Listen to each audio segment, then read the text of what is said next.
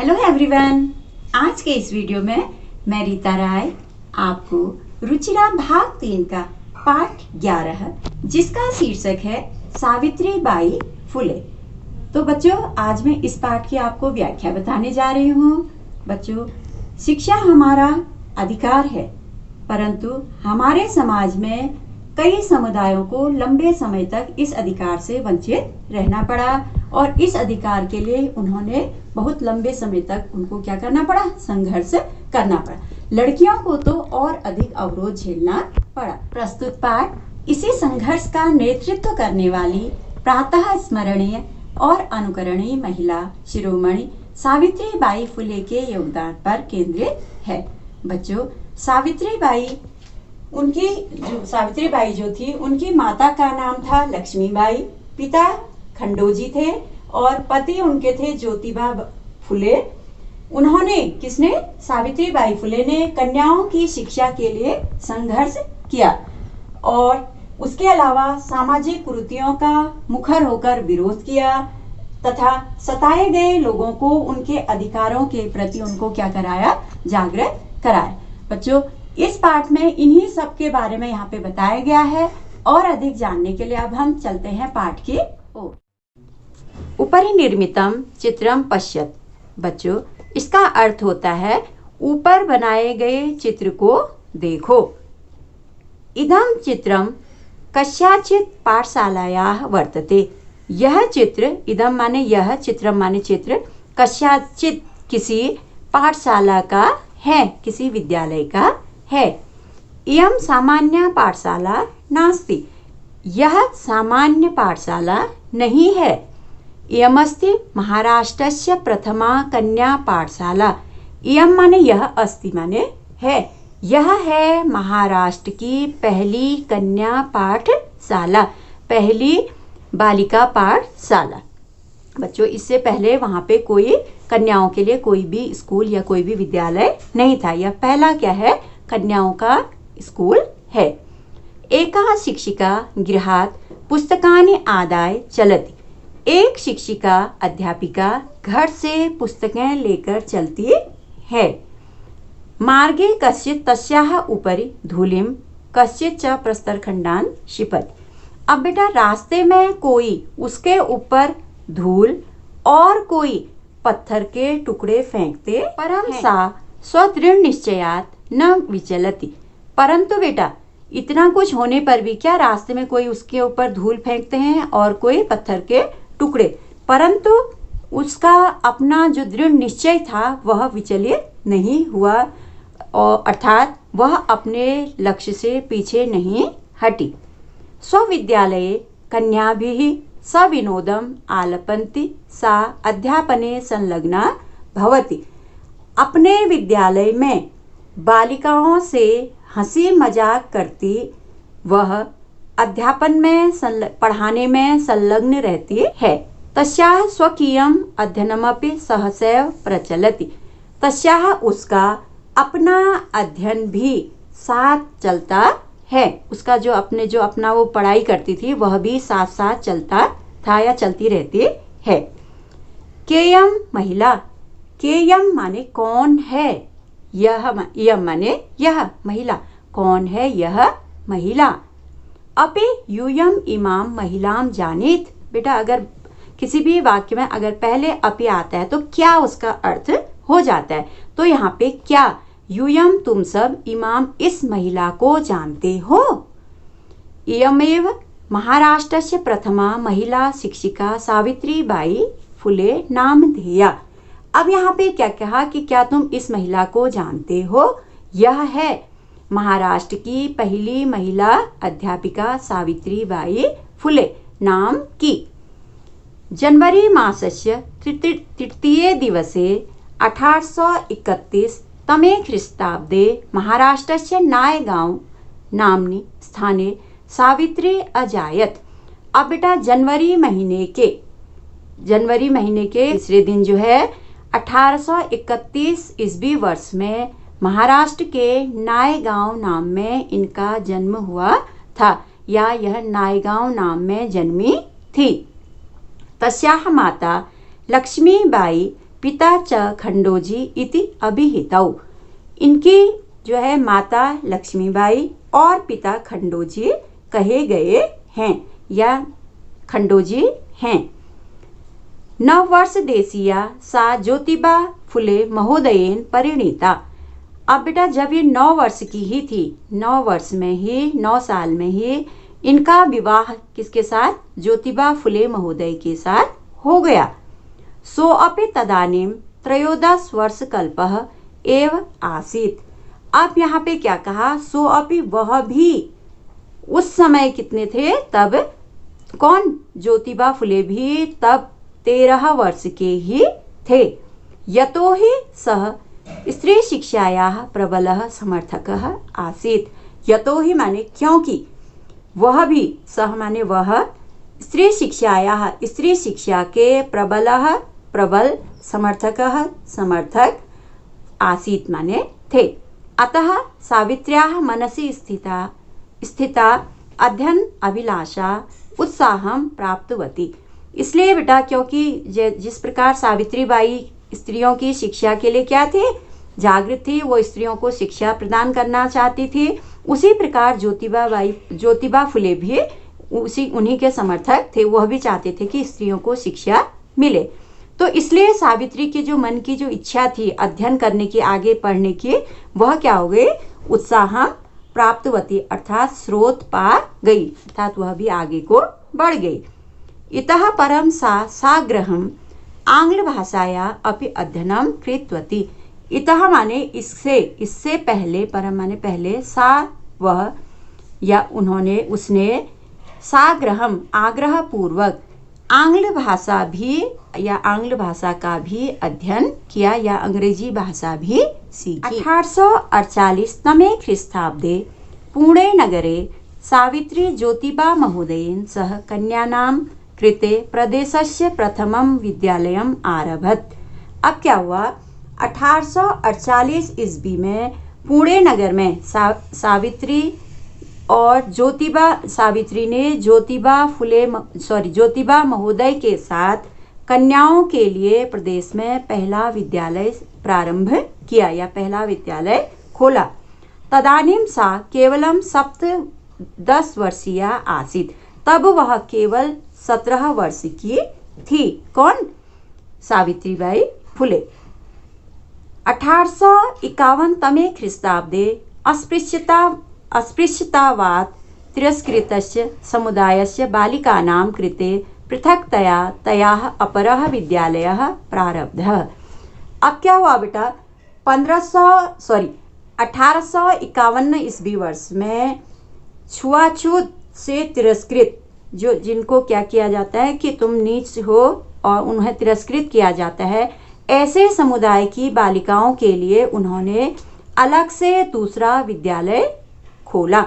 क्योंकि क्या होता है कि एक साथ अगर जो अच्छे वर्ग की कन्याएं थी तो उनको यहाँ पे फिर भी तिरस्कृत किया जाता था। किनको? जो छुआछूत से, मतलब जिनको छुआछूत के कारण वंचित किया गया था या तिरस्कृत किया गया था, तो इसलिए उनके लिए उन्होंने क्या किया? अलग से एक विद्यालय खोला। सामाजिक कुरीतीनाम सावित्री मुखरम विरोधम अकरोत। सामाजिक कुरीतियों का सावित्रीबाई ने मुखर होकर विरोध किया या बोलकर विरोध किया। विद्वानां शिरोमुंडनस्य निराकरणाय सा साक्षात नापितः मिलिता। अब विधवाओं के शिरोमुंडन या सिर मुंडवाने का इन्होंने क्या किया? निराकरण करने के लिए यह साक्षात नाइयों से मिली।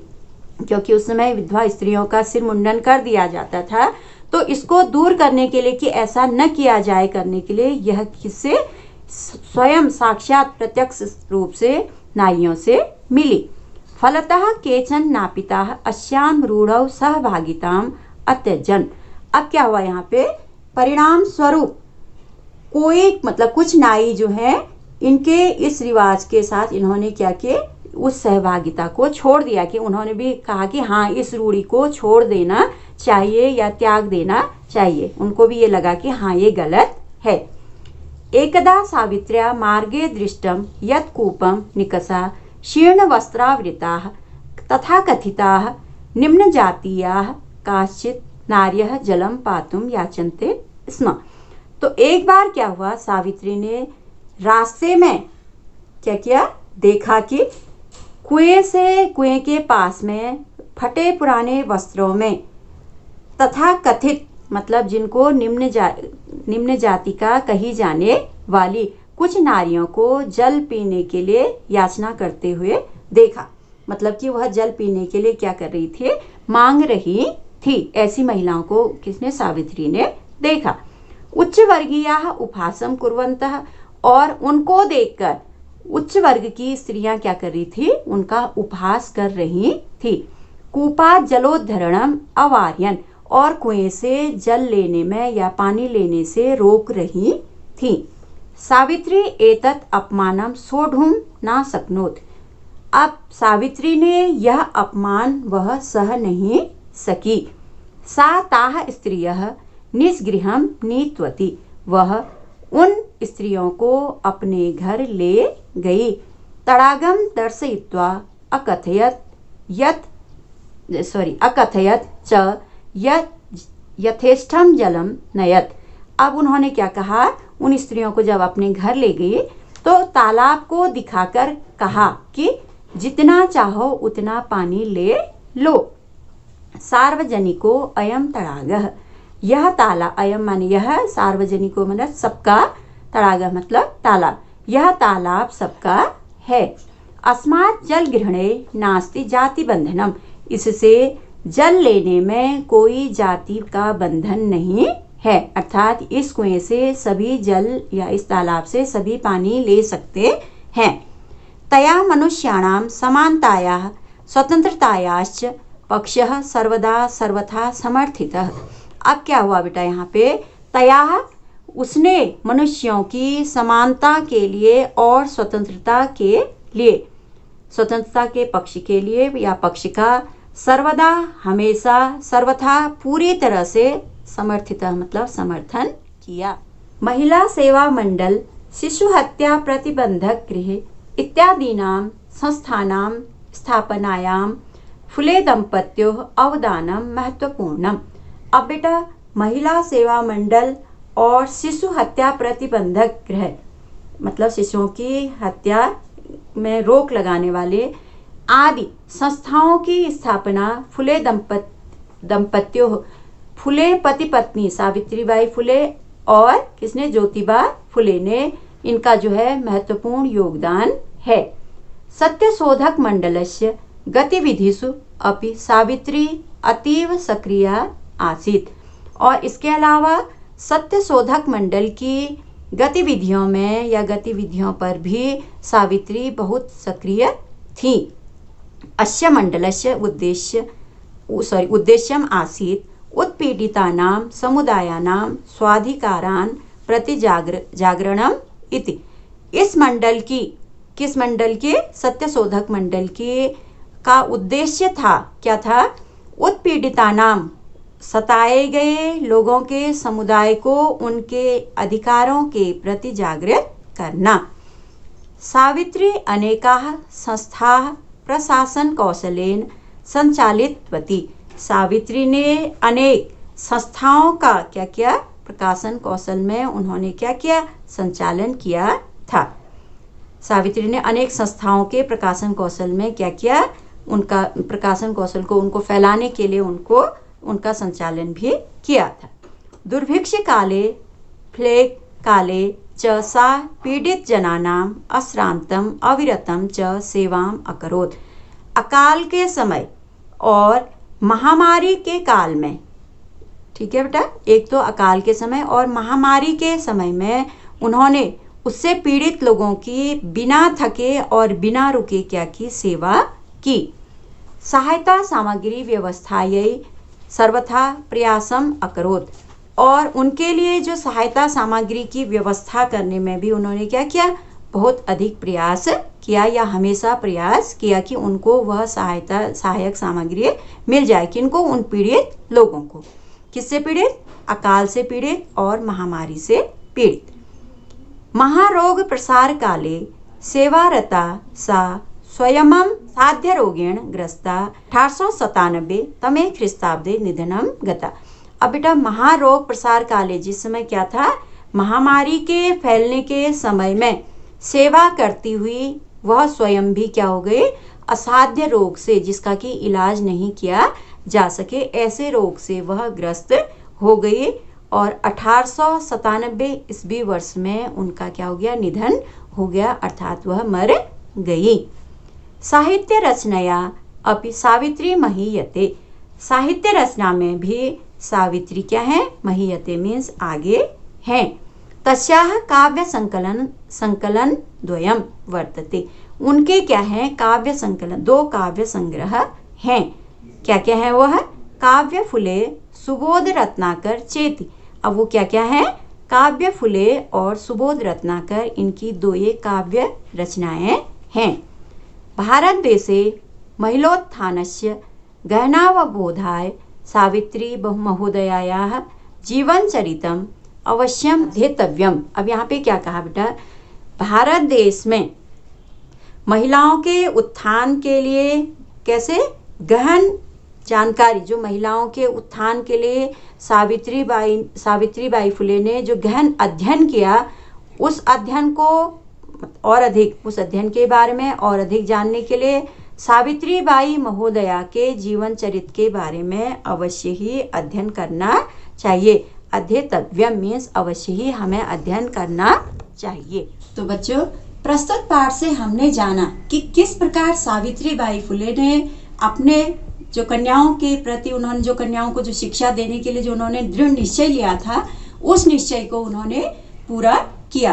कितने ही उनको रास्ते में, उनके उस रास्ते में कठिनाइयां आए, लेकिन उनसे वह पीछे नहीं हटी, बल्कि उनको पार करके वो उन्होंने कन्याओं को शिक्षा देने का निश्चय लिया।